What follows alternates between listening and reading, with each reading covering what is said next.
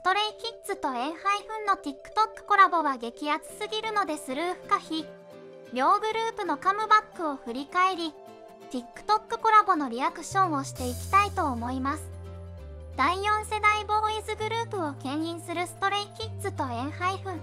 ストレイキッズが約2年先輩にあたり、オーディション番組ストレイキッズを通じて2018年3月に TWICE を輩出した JYP エンターテインメントからデビュー。ENHYPENはハイランドを通じて2020年11月に BTS を輩出したハイブレーベルのビリーフラボからデビューしました。こちらでストレイキッズとENHYPENの基本情報とメンバーのプロフィールを紹介しています。ストレイキッズは11月10日、ニューミニアルバムロックスターをリリース。現在カムバックの活動中です。こちらでララララの MV 本音の感想とロックスターの制作秘話についてご紹介しています。なんとララララはメンバーが満場一致で歴代最高難易度だといい、カムバック準備中は叫びながら練習していたそうですよ。キッズたちのロックを味わい尽くすために、こちらもぜひご覧ください。そんなメンバーが必死に準備してきたララララは、11月15日放送のショーチャンピオン、11月17日放送のミュージックバンクで1位に輝き、11月18日、デビュー6年目にしてストレイキッズが初めてウマチュンで1位に、現在3冠を達成してスキズ盛り上がっております。ウマチュンといえば、リノがNMIXのソリュン、NCT リチルのジョンと共に2021年8月から約2年半にわたってウマチュンの MC を担当してきた番組で今月 MC を卒業しました。韓国の音楽番組の中でもリノにとってもステイにとってもウマチュンは特別な番組ではないでしょうか。そんなウマチュンで今回ララララが1位に輝いた時の心境を元 MC のリノは、僕たちがウマチュンで最初の1位なのですが、ステイの皆さんのおかげで良い結果を見せてあげられるようで嬉しいです。本当にありがとうございます。ステイ。アンコールステージ後のお祝いのケーキを持って写真撮影をするシーンでは、ケーキに集まるメンバーをリーダーのバンちゃんがしゃがみながら眺めており、それに気づいたフィリックスがバンちゃんの元まで歩み寄り、ハグをするシーンに SNS では、茶にしゃがみ込んで遠巻きにメンバーを眺めてるのがとても泣ける。それに気づいて抱き合うのがピリちゃんなのにも泣ける。誇らしげにメンバーを見て目に焼き付けていたのか、ほっとして力が抜けたのか、どちらにしても尊いよ。フィリックスは6年で初めて都念願のウマチュン1位に感動する気持ちを吐露し、リノは僕たちがもらわなかったらスタッフのお腹に入るところだったと冗談を言うところがまたリノらしいですね。ちなみにリノがウマチュン卒業の日、ファンへのお礼に手作りクッキーをプレゼントしたエピソードが素敵すぎました。アイドルの手作りクッキーが食べれる世界線どこですか？またウマチュンのスタッフが語る番組裏でのリノの性格もリノっぽくてとても可愛いのでこちらもぜひ見てください。続いてENHYPENも見ていきましょう。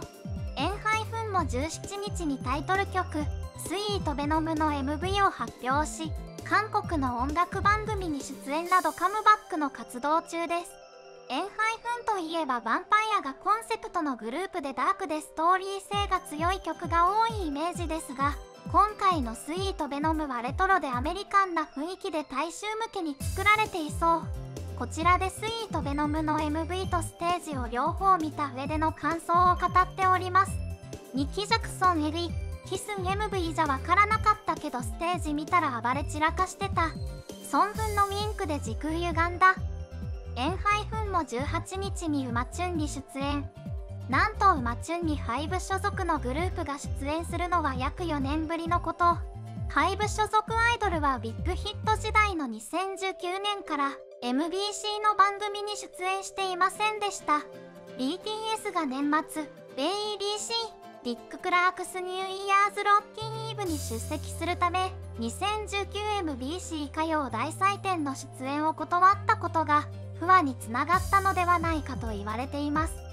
その険悪な大人の事情が4年間続いていたのですが、最近両者トップが直接会って電撃和解を宣言。覚書を締結し、今回エンハイフンが出演できることに。活動3年目にしてエンハイフンが初の馬チュン出演を果たしました。 MC もエンハイフンにインタビューするのが楽しみと話しており、リーダーのジョンボンは、ファンの皆さんは僕たちがステージにたくさん立つほど喜んでくださいます。またファンの皆さんにステージをお届けすることが僕たちの役割ですので、新しい衣装を着ていろいろなステージで皆様に披露できるということはとても嬉しく思いますとコメントしていました。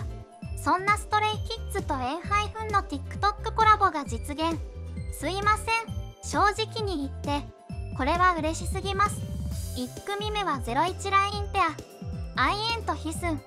スキズのマンネ、エナプの最年長ですが、2人は同い年で実はとっても仲良しなんです。スキズのララララバージョンはハグから始まるところも感動。ヒスンの踊り方がおしゃれすぎる。最後のララララの音ハメのところ、頭を強く振るんじゃなく逆に胸で打ってるのなんだそれ。アイエンがヒスンとのコラボでニコニコだったのに踊り出すと目つき変わるのギャップ。エナプのスイートベノムの方なんてアイエンちゃんニッコニコしすぎね。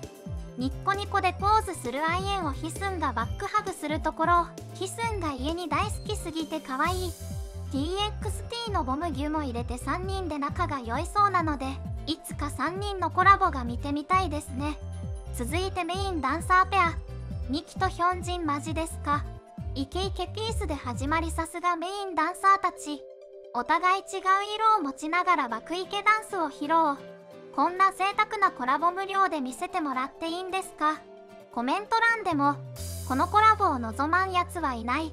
このコラボ考えた人もしかして天才と極上のコラボに反応せざるを得ない状況。ララララバージョンはスキズのダンスはパワフルで、エナプのダンスはおしゃれですね。2期仕様のララララのおしゃれさ半端ないんですけど、というかこの2人が並ぶと顔面強すぎて画面割れる。エナプのスイートベノムバージョン、ヒョンジンのヒヒヒヒ見れるなんてありがとうございます。ゆっくり瞬きするのかっこよすぎるんでやめてもらっていいですか。最後にジェイクとフィリックスの世界平和ペア。この2人、何してるんだ。ここのペアだけ踊るんじゃなくて遊んでるんですけど、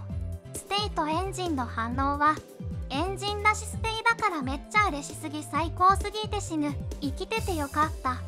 3年間待っててよかったです。スキズではマンネでエナプでは長男なの不思議。ヒスンのお兄ちゃん感強めだけどあんたたち同い年よね。ヒスン絶対家にのこと大好きで可愛い。ミキさん名前だけ知ってたけど顔がとてもかっこいいなきそう。ミキとヒョンジン2人とも顔面強すぎてスマホが耐えられない。フィリとジェイクは踊らないんかい。可愛いからオールオッケーだけど、ダンスやっと上がったかと思ったら何これ。ただただわちゃわちゃしてて可愛い。とりあえず、ファンの反応絶対良いんで、コラボステージしませんか。コメントや高評価、チャンネル登録もよろしくお願いします。